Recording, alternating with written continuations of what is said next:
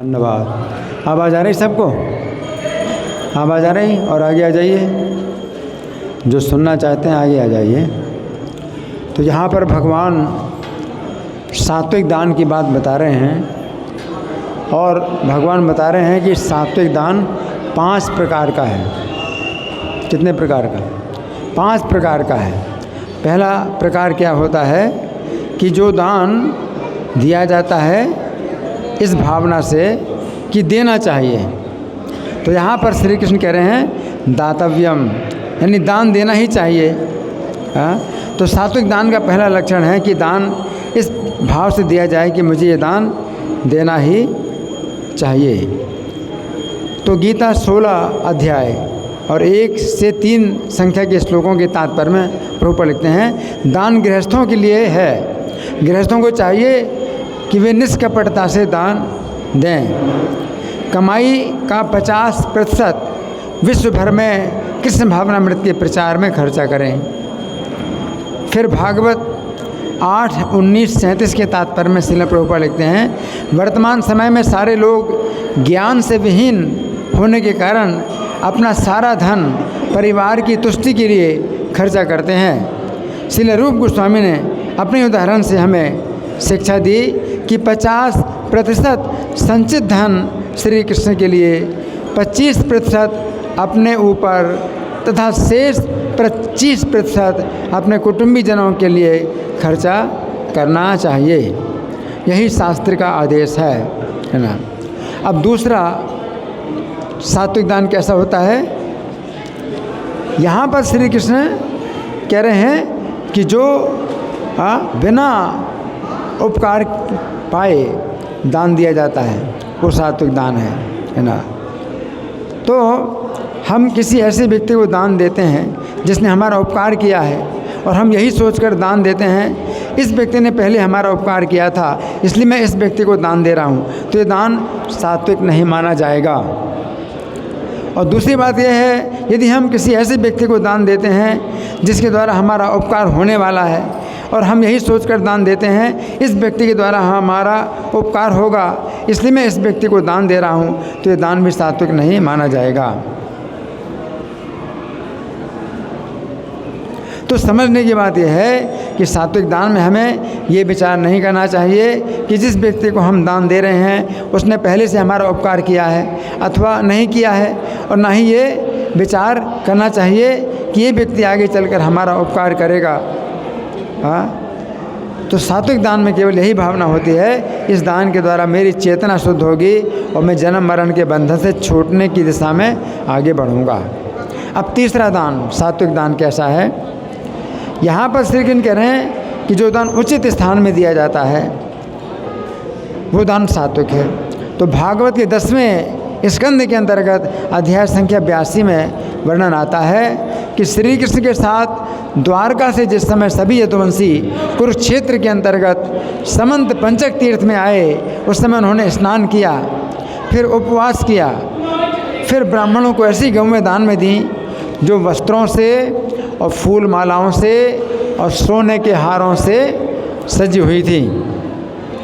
तो यहाँ पर श्री कृष्ण कह रहे हैं कि उचित स्थान में दिया हुआ दान सात्विक होता है।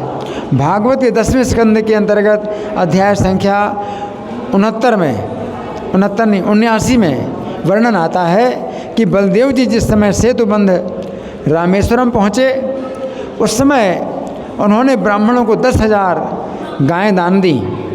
फिर जिस समय वे फाल्गुन तीर्थ गए और जिस समय वे पंच अप्सरा सरोवर में स्नान किया उस समय उन्होंने 10,000 गौएं दान में दी। तो यहाँ पर श्री कृष्ण कह रहे हैं उचित स्थान में दिया हुआ दान सात्विक होता है। परंतु समझने की बात यह है कि कलयुग में तीर्थों में रहने वाले लोग अब वैसे ब्राह्मण नहीं होते जो दान के पात्र हों। इसलिए सबसे अच्छा यही है कि हम हरे कृष्ण आंदोलन के मंदिरों में दान दें, जहाँ पर दिया हुआ दान श्री कृष्ण की सेवा में लगाया जाता है। हरे कृष्ण आंदोलन के मंदिरों में जो भी दान दिया जाता है वो श्री कृष्ण के प्रसाद का जनता को वितरण करने में, पुस्तकों की छपाई में और मंदिरों के निर्माण में लगाया जाता है। अतः सुरक्षा इसी में है कि हरे कृष्ण आंदोलन के मंदिरों में यथाशक्ति दान दिया जाए। अब चौथा सात्विक दान क्या है? उचित काल में जो दान दिया जाता है।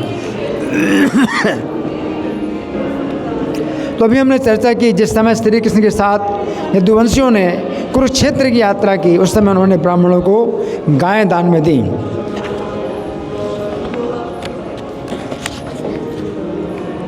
तो हमें समझना चाहिए ये समय सूर्य ग्रहण का उचित समय था। तो यहाँ पर श्री कृष्ण कह रहे हैं उचित काल में दिया हुआ दान सात्विक होता है। भविष्य पुराण के उत्तर पर्व के अंतर्गत अध्याय संख्या 100 में वर्णन आता है कि श्री कृष्ण ने युधिष्ठिर महाराज को बताया, महाराज बैसाख, कार्तिक और माघ इन 3 महीनों की पूर्णिमाएं स्नान दान के लिए अति श्रेष्ठ हैं। इन तिथियों में स्नान दान आदि अवश्य करने चाहिए। व्यक्ति को इन तिथियों में यथाशक्ति दान देना चाहिए। बैसाख पूर्णिमा को अन्न, सुवर्ण और वस्त्र सहित जल पूर्ण कलश ब्राह्मण को दान करने से व्यक्ति सर्वथा शोक मुक्त हो जाता है। माघ पूर्णिमा को सुवर्ण सहित तिल पात्र, कंबल और रत्न आदि का ब्राह्मणों को दान करे। कार्तिक पूर्णिमा को केला, खजूर, नारियल, अनार, संतरा आदि फलों का दान करना चाहिए। जिस समय श्री राम वन को चले गए, उस समय लोगों ने माता कौशल्या को संकेत कर दिया कि भरत के षड्यंत्र से श्री राम का वनवास हुआ है। उस समय भरत ने माता को अनेक प्रकार से समझाया, परंतु माता को विश्वास ना हुआ। किंतु जब भरत ने कहा, माँ श्री राम के वनवास में यदि मेरी सम्मति रही हो तो बैसाख, कार्तिक और माघ की पूर्णिमाएं मेरे बिना स्नान और दान के व्यतीत हों। इस शपथ को सुनते ही माता को विश्वास हो गया। अतः इन तीनों तिथियों में व्यक्ति को जल, अन्न, वस्त्र और पात्रों का दान करना चाहिए। अब 5वें प्रकार का सात्विक दान क्या है? उचित व्यक्ति को दिया जाए, वो दान सात्विक है। तो यहाँ पर श्री कृष्ण कह रहे हैं कि योग्य व्यक्ति को दिया हुआ दान सात्विक होता है।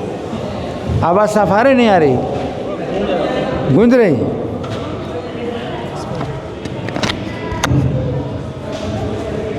तो 5वें प्रकार का दान भगवान कह रहे हैं उचित व्यक्ति को दिया जाता है। अभी आवाज़ साफ है? इस श्लोक के तात्पर्य में प्रभुपाद लिखते हैं, कभी कभी निर्धन को दान करुणावश दिया जाता है, लेकिन यदि निर्धन दान देने योग्य पात्र नहीं होता है तो उस दान से आध्यात्मिक प्रगति नहीं होती है। तो यहाँ पर श्री कृष्ण कह रहे हैं योग्य पात्र को दिया हुआ दान सात्विक होता है। ये बात समझने की है कि कलयुग में ऐसे योग्य ब्राह्मण अत्यंत दुर्लभ हैं जो दान के पात्र हैं। पद्म पुराण में बताया गया है कि जो तथाकथित ब्राह्मण धूम्रपान करता है, क्या धूम्रपान करता है?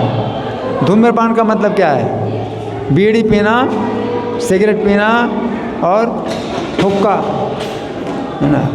धूम्रपान करता है, उसे जो व्यक्ति दान देता है वो नरक में जाता है और वो तथाकथित ब्राह्मण अगले जन्म में मल खाने वाला सुअर बनता है।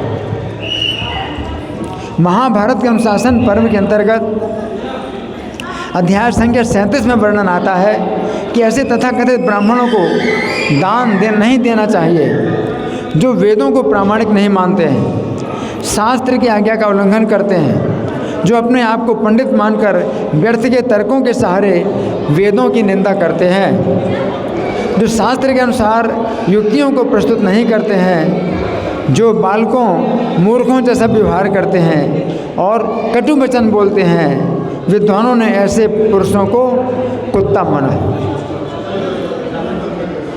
तो यहाँ पर श्री कृष्ण कह रहे हैं योग्य पात्र को दिया हुआ दान सात्विक होता है। महाभारत के अनुशासन पर्व के अंतर्गत अध्याय संख्या 37 में वर्णन आता है कि जिन ब्राह्मणों में क्रोध का अभाव, सत्य भाषण है, अहिंसा है, इंद्रिय संयम है, अभिमान शून्यता है, लज्जा है, सहनशीलता है और मनोनिग्रह है, ये गुण स्वभाव से दिखाई दें, वे ही दान के उत्तम पात्र होते हैं। महाभारत के उसी पर्व के अंतर्गत अध्याय संख्या 31 में वर्णन आता है कि तपस्या ही जिनका धन है, जो वेदों के ज्ञाता हैं, जो सदा संतुष्ट रहते हैं, जो क्षमाशील हैं, ऐसे ब्राह्मणी सेवा तथा दान के पात्र होते हैं। तो यहाँ पर श्री कृष्ण कह रहे हैं उचित पात्र को दिया हुआ दान सात्विक होता है।